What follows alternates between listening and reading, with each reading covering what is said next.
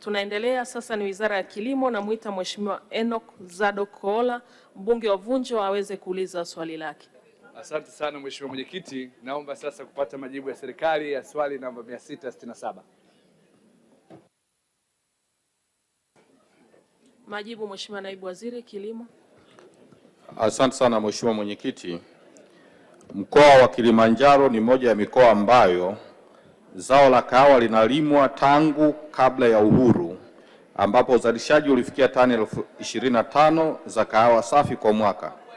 Hata hivyo, katika miaka hivi karibuni uzalishaji wa kahawa katika mkoa wa Kilimanjaro ulikumbwa na changamoto zilizosababisha kushuka kwa uzalishaji hadi kufikia wastani wa tani 4,000 za kahawa safi kwa mwaka. Katika kukabiliana na changamoto zilizopo, serikali imeendelea kuchukua hatua za kufufua zao la kahawa kutokana na umuhimu wake katika mkoa wa Kilimanjaro na maeneo mengine nchini. Mheshimiwa Mwenyekiti, jitihada hizo ni pamoja na kuzalisha na kusambaza miche ya kahawa milioni 117,500 katika msimu wa mwaka 2024-25 na miche milioni 232,574 katika msimu wa mwaka 2023-24.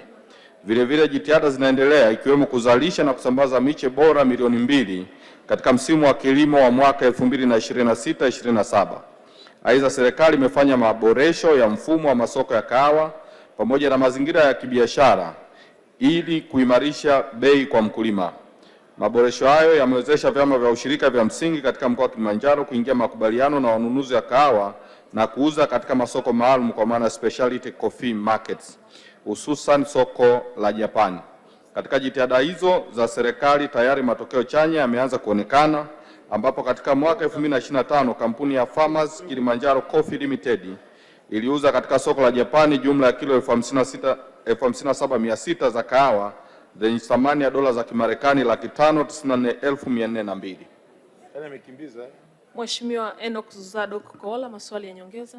Asante sana Mheshimiwa Mwenyekiti, pamoja na majibu mazuri ya serikali, na hapa nimpongeze sana Comrade Chongolo na kakaangu Silinde kwa kuleta miche ya kutosha kwenye majimbo yetu ya Moshi vijijini na Vunjo, lakini na maswali mawili ya nyongeza. Kwa kuwa chama kikuu cha ushirika cha KNCU kimekuwa kikidaiwa na vyama vya msingi vya Moshi vijijini na Vunjo zaidi ya milioni 800 tangu mwaka 2011. Je, serikali ipo tayari kutoa dhamana ili hawa wakulima waweze kulipwa na kurudisha imani kwa vyama vya msingi kuendelea kufanya kazi? Swali la pili, Comrade Chongolo, waziri mwenye dhamana, alisema kwamba leseni hazitatolewa kwa wadau ambao wanadaiwa na wakulima kuuza mazao kwenye msimu huu unaokuja. Je, inamaanisha KNCU haitaweza kufanya biashara msimu huu wa kahawa? Asante sana Mheshimiwa Mwenyekiti. Majibu Mheshimiwa Naibu Waziri. Asante sana Mheshimiwa Mwenyekiti. Nimshukuru sana kaka yangu Enoch Zadok Koola, mbunge wa jimbo la Vunjo, kwa maswali ya msingi kwa faida ya wananchi wa jimbo lake la Vunjo, na nimthibitishie tu kwamba moja, kuhusu deni hili la chama kikuu cha KNCU ambalo limekuwepo kwa muda mrefu, nimezungumza na mrajisi wa ushirika na nimemwelekeza kwamba aende Kilimanjaro akakutane na hivi vyama vya msingi pamoja na chama kikuu ili watafute suluhu ya haraka katika kupata hilo, ikiwemo kuona namna bora ambayo serikali inaweza kuweka dhamana kwa ajili ya wakulima hao kulipwa madeni yao.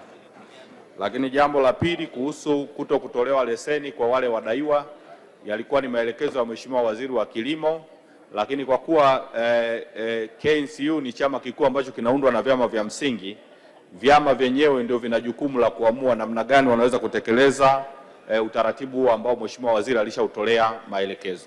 Asante sana Mheshimiwa Mwenyekiti.